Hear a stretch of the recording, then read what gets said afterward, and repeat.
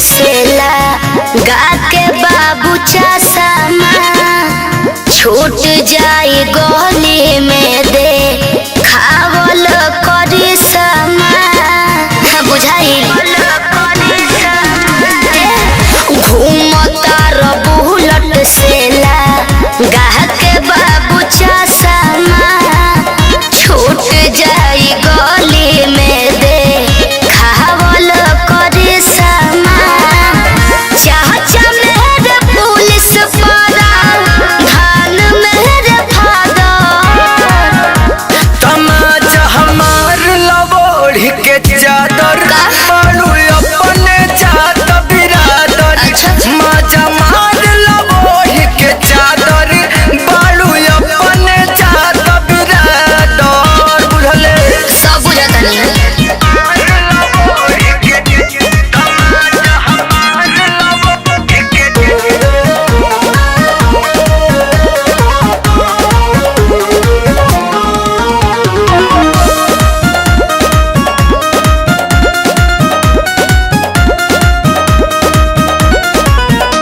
ढेर करबत हो जाई पटकी पटका तोहरो कमरिया ये रनिया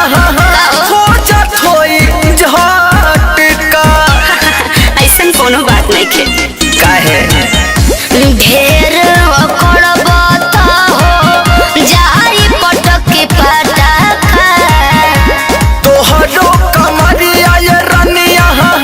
हो जात होई झटका हमरो जवानी एक्सप्रेस बाट दागर तमाचा हमार लबोड़ी के चादर बालू अपने चात बिरादर तमाचा मार लबोड़ी के चादर बालू अपने चात बिरादर बहुत बोलत है अरे सुना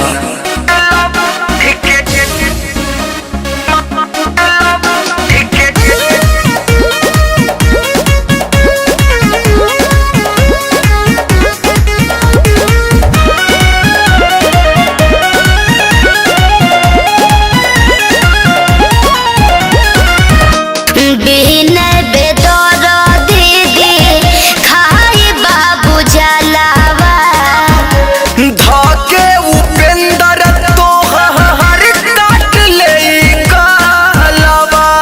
हैया पड़वा देखत रह ना तोके का लगता बिना बेदर दीदी खाई बाबू जलावा